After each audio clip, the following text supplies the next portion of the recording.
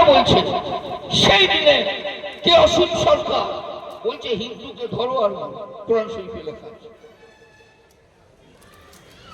সারা বিশ্বকে আমি নয় আল্লাহর কিতাব চ্যালেঞ্জ দিয়েছে। আজ থেকে 1400 বছর পূর্বে ইন কুনতুম ফি রাইবিন মিম্মা নাযালনা আলা আবদিনা ফাতু বিসূরাতিন মিন মিসলি ওয়াদউ শুহাদাআকুম মিন দুনিল্লাহ ইন কুনতুম সাদিকিন। তোমাদের যদি এটা আল্লাহর কিতাব হওয়া সম্পর্কে সন্দেহ হয়, একটা সূরা রচনা করো, সারা বিশ্বের যত সাহায্যকারী আছে সবকে একত্রিত করে নাও। ফাইল্লাম তাফআলু, যদি না পারো ওয়ালা তাফআলু, আমি দীপ্ত কণ্ঠে ঘোষণা করছি কিয়ামত পর্যন্ত একটা সূরা একটা আয়াত তোমরা রচনা করতে পারবে না। 1500 বছর পেরিয়ে গেছে, কত ঐতিহাসিক, কত বৈজ্ঞানিক, কত জ্ঞানীগুণী মানুষ তারা এসেছে, এই চ্যালেঞ্জকে আজ পর্যন্ত গ্রহণ করার ক্ষমতা কারোর হয়নি। আজও আমরা চ্যালেঞ্জ দিচ্ছি, অসীম সরকার সহ বিশ্বের যত কোরআন বিরোধী শক্তি আছে, আমার কিতাব ওপেন খোলা আছে, এর চ্যালেঞ্জ দিচ্ছে। আমরা চ্যালেঞ্জ দিচ্ছি, সমস্ত ধর্মগ্রন্থ, সমস্ত সংবিধান একত্রিত করো, আল্লাহর এই কালামের যে সংবিধান, এই মোকাবেলা করার ক্ষমতা তাদের নেই। এটা আল্লাহর কিতাব, এটা আল্লাহর কিতাব। মনীষ বুখারী পড়ছে, পড়তে পড়তে পড়তে পড়তে একটা জায়গায় যে থেমে গিয়ে তার সমাধান সে খুঁজে পাচ্ছে না। ফেরাউনের লাশ মিশরের জাদুঘরে রাখা আছে। যেই ডাক্তাররা ওটা পরীক্ষা করেছিল তার মধ্যে মনীষ বুখারীও ছিল। তারা গবেষণা করে এইটা পেলেন, ওর মধ্যে সেটা একটা লবণাক্ত জিনিস থেকে বের হয়েছে। কিন্তু সেই লবণাক্ত জিনিসটা কি সেটা কেউই বৈজ্ঞানিক বুঝতে পারে। একটা আরবে সম্মেলন হচ্ছে, সেই সম্মেলনে মনীষ বুখারী ছিলেন আর হাফিজ সাহেব কারি সেদিনে যে কোরআনে পাকে তেলাওয়াত করছিলেন, সেই ফেরাউনের ঘটনা, যে ফেরাউন বেরিয়ে গেল, আল্লাহ পাক তাকে নীল নদে ডুবিয়ে গেল, মনীষ বুখারী উঠে দাঁড়িয়ে গেল, আল্লাহু আকবার বলে কালেমা পড়লো যে আমি চাই ইতিহাসটা খুঁজে পাইনি, এটা কোরআন শরীফে আগে থেকে লেখা আছে, এটা ফেরাউনের লাশ সমুদ্র থেকে বের হয়েছে। আপনার কাছে এই বিশ্বের শ্রেষ্ঠ গ্রন্থ আছে, আপনি পড়েন না, আপনি জানেন না, এর মোকাবেলা করার ক্ষমতা কারণ নেই।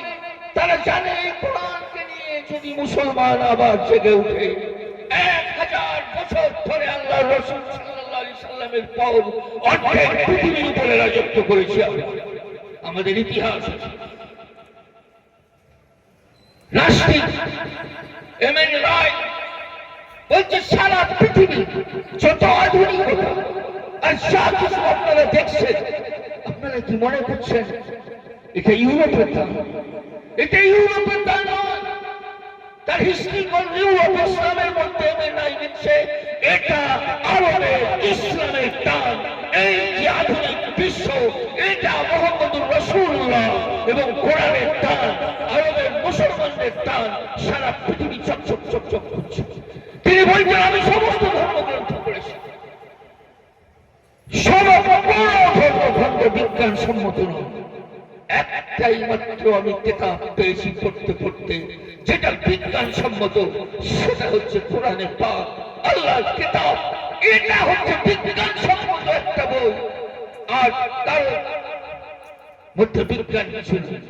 ওই মনীষ বুখারী এরপরে উনি একটা বই লিখেছেন, the Bible, the science, the Quran. সে বলছে আমার ধর্মগ্রন্থ বাইবেল বিজ্ঞানটাকে সাপোর্ট করে। তাতে অনেক থিওরি এমন আছে বিজ্ঞানের বাইরে।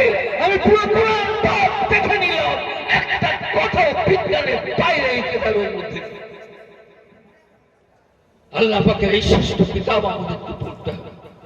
আল্লাহ পাক কি বলছে আমাদেরকে জানতে হবে। আমাদের ইতিহাস আবার আমাদেরকে ঘুরিয়ে আনতে গেলে এই কোরআনের শিক্ষা আমাদের প্রত্যেকটা সন্তানের বুকেতে দিতে হবে। আল্লাহর কোরআনকে দিতে হবে। কোরআন হলো বিশ্বের সর্বশ্রেষ্ঠ। এতে রাজনীতি, শ্রেষ্ঠ রাজনীতির কথা লেখা আছে, শ্রেষ্ঠ মানবতার কথা লেখা আছে, শ্রেষ্ঠ অর্থনীতির কথা লেখা আছে, শ্রেষ্ঠ সমাজবাদের কথা লেখা আছে। সারা পৃথিবীর বড় কিতাব এই কিতাব থেকে আগে যেতে পারে না। আল্লাহ বলছেন যালিকাল কিতাব, এটাই কিতাব, এটা ছাড়া আর কোন কিতাব নয়। সেগুলো হচ্ছে বস্তা পচা কাগজ। কেন কেন বস্তা পচা কাগজ? বলছে লা রাইবা ফীহি, এই কিতাব এমন একটা কিতাব, এতে বিন্দু মাত্র সন্দেহের অবকাশ নেই। এতটুকু বলেই শেষ হয়ে যাবে। কেন সন্দেহ নেই? কেন সন্দেহ নেই? আল্লাহ পাক তারপরে কোরআনে পাকের প্রত্যেকটা কথা আমরা মনে করি আস্থার উপরে, শুধু আমরা বিশ্বাস করি। আল্লাহ পাক প্রত্যেকটা কথা তার পরবর্তী আয়াতে যুক্তি দিয়ে যান, সেটাকে সাব্যস্ত করে। যেটাই উৎকৃষ্ট কিতাব, কেন সন্দেহ নেই? কেন সন্দেহ নেই? হুদা, এটা হচ্ছে উন্নত চরিত্র, উন্নত মানবতার কথা। এই কিতাব পড়লে একটা মানুষ উন্নত চরিত্রের সামাজিক প্রাণী হতে পারে, সে একটা রাষ্ট্রবিজ্ঞানী হতে পারে, সে অর্থনীতিবিদ হতে পারে।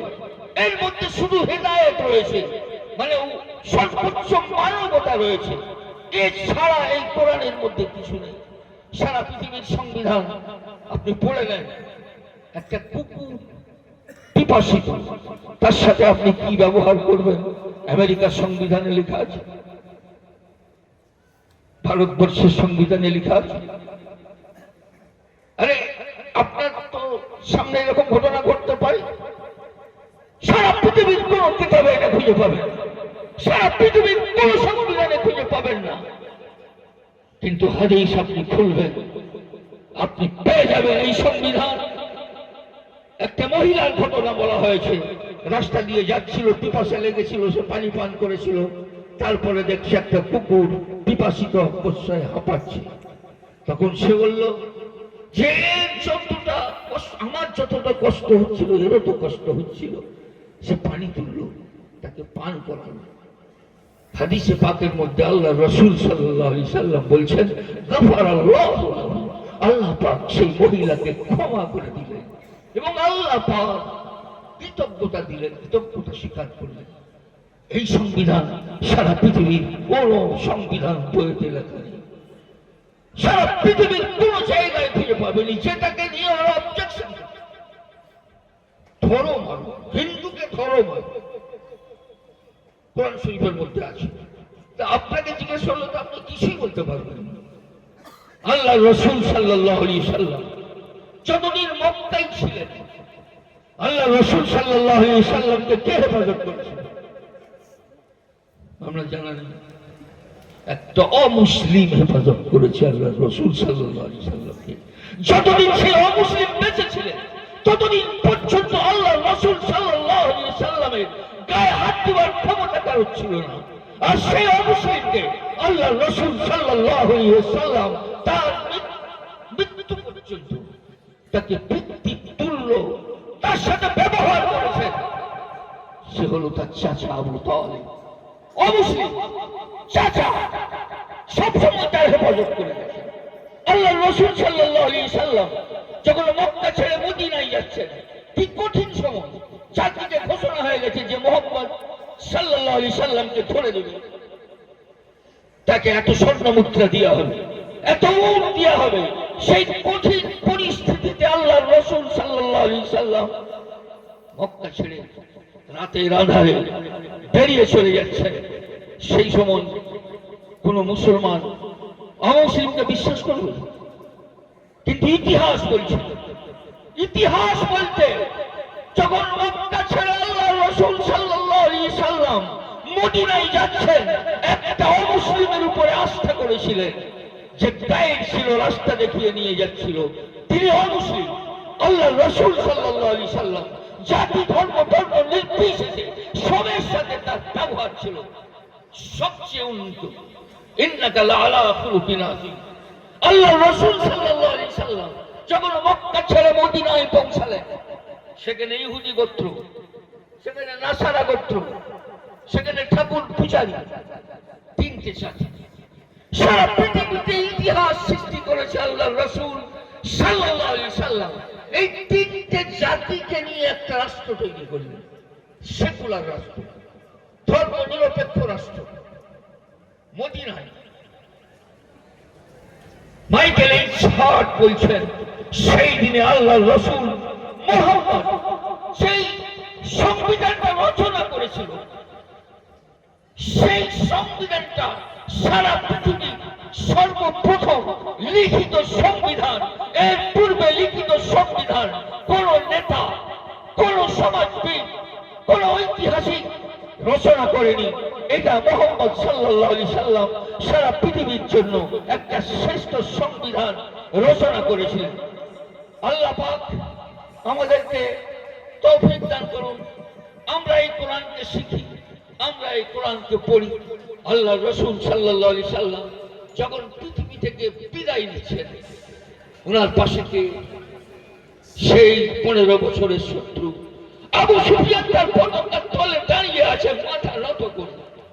কে? আল্লাহ রাসূল সাল্লাল্লাহু আলাইহি সাল্লামের কাছে দাঁড়িয়ে সে আব্দ ইবনে ইয়ালি, সে হাবিব, সে তায়েফে আল্লাহ রাসূল সাল্লাল্লাহু আলাইহি সাল্লামের উপরে পাথর ছুঁড়েছিল। সে ইসলাম গ্রহণ করে আল্লাহ রাসূল সাল্লাল্লাহু আলাইহি সাল্লামের পতাকা তলে দাঁড়িয়ে মাইকেল এইচ হার্ট বলছে এরকম বিজয় আর এরকম সফলতা সারা পৃথিবীর কোন নেতা অর্জন করতে পারেনি। উনি তার বইয়ের মধ্যে সর্বপ্রথম আকায়ে নামদার তাজদারে মদিনা আহমদে মুস্তাফা মুহাম্মদে মুস্তাফা সাল্লাল্লাহু আলাইহি সাল্লামের নাম লিখেছেন। ইনি পৃথিবীর ঐতিহাসিক ব্যক্তি, সর্বশ্রেষ্ঠ। এই পৃথিবীর সবচেয়ে বড় শ্রেষ্ঠ সামাজিক, সবচেয়ে বড় সুন্দর রাষ্ট্র দানকারী এই মোহাম্মদ সাল্লাল্লাহু আলাইহি সাল্লামের মতো পৃথিবীতে কেউ জন্মগ্রহণ করেন। আল্লাহ পাক সেই কথাটাই কোরআন শরীফের 4 বাক্যের মধ্যে প্রমাণিত করেছেন। যালিকাল কিতাব, এটাই কিতাব, লা রাইবা ফি, বিন্দুমাত্র সন্দেহ নেই, হুদাল লিল মুত্তাকিন, সমস্ত মানবতার চূড়ান্ত মানবতার শিক্ষা এই কোরআনে পাকে আছে। ওয়া আখিরু দাওয়ানা আলহামদুলিল্লাহি রাব্বিল আলামিন।